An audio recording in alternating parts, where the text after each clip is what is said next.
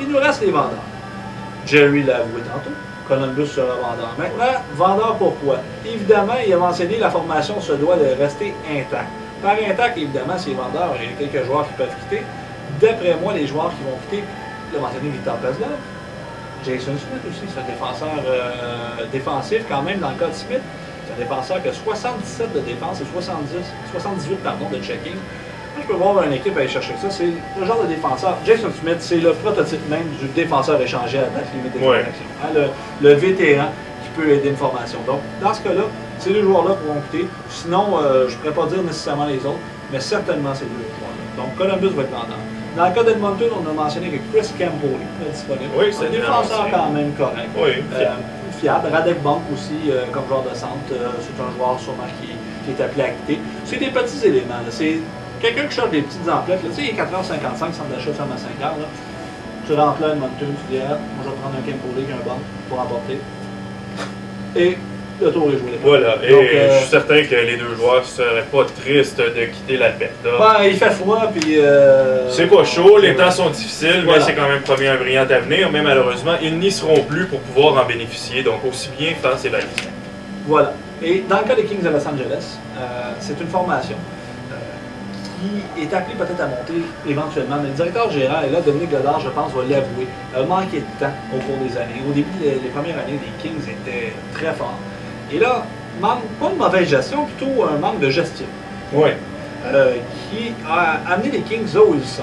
C'est-à-dire actuellement, les Kings de Los Angeles trônent au 13e rang, à 3 points des Oilers. On parle quand même d'une équipe qui a été, je crois, premier de la Ligue de la première saison, sous toute réserve, mais du moins dans le top 5, ça j'en suis. Premier dans l'Ouest, pas mal certain. C'était vraiment une belle formation. Mais là, Anderson devant le filet. Lieutenant Guérin, d'après moi, c'est out à la fin de l'année. Donc les Kings, ça va bouger un peu. Mais Godard aime ça recevoir des joueurs en retour. Je ne vois pas échanger ça contre juste des choix de première ronde, ce genre-là. Ça n'a jamais été un adepte du repêchage. Donc, c'est un gars qui fait beaucoup de recherches. Moi, d'après moi, je le vois plus aller chercher des bons joueurs, peut-être dans la Ligue américaine, niveau collégial ou junior, mais pas des choix tant que ça. Et pour terminer, je pense qu'on peut terminer avec eux parce qu'ils sont derrière aussi au repêchage, à moins que ça ait changé. Non, ça ne semble pas avoir changé. L'Avalanche Colorado, 33 points au classement en 55 parties. L'année passée, ça peut consolider Colorado en passant, dans son cours directeur général. Il est loin de ma performance de médiocrité l'année passée. Il y a déjà 33 points, j'ai fini avec 37 l'année passée contre le dernier. Donc quand même, c'est pas si... Et on s'y attendait aussi. L'Avalanche du Colorado, on le savait qu'elle allait drastiquement chuter au classement. Ah ouais. L'an passé avait quand même bien performé, avait donné le tout pour le tout. Ils se sont dit, on a l'équipe pour une dernière année qui peut faire les séries, allons-y. En sachant très bien, je suis sûr que lui-même était au courant qu'il allait descendre au classement. C'est sûr que la chute a été assez pénible, lui qui est maintenant dernier dans la ligue. Oui, mais dans son cas, au moins, il a eu le courage de dire, je sais que cette année est ma dernière bonne saison, je vais y aller tout pour le tout, comme tu l'as dit. Et ça n'a pas fonctionné. Mais ça, moi, je trouve ça correct. On s'assume, on dit l'année prochaine, on va pas être bon. Mais au moins, on tente quelque chose une année. On ne fait pas être juste moyen pendant 4 ans et ensuite être mauvais. Au moins, on a une chance.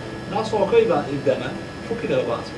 Donc, pour rebâtir, il faut quoi? Des choix repêchages, ce genre de choses-là. Donc, dans son cas, Wade Redden va être disponible, c'est assuré. Je cherche un autre joueur, j'ai Wade Redden en tête. Michael Nylander, évidemment, c'est un joueur qui a des belles cotes, mais ça a été annoncé du Facebook. Oui, ça a été annoncé. Dans le cas de Nylander ou Nylander, peu importe comment on dit, 78 de passing, 78 de puck handling et 72 de scoring. C'est un joueur qui peut apporter quand même une bonne aide à une formation. Ça, il n'y a pas de doute. Donc, moi, pour moi, Colorado, je dis pour moi, pour tout le monde, et voilà. C'est donc ce qui conclut notre émission spéciale Deadline de MLC Fort. Merci d'avoir été des nôtres tout au long de cette émission.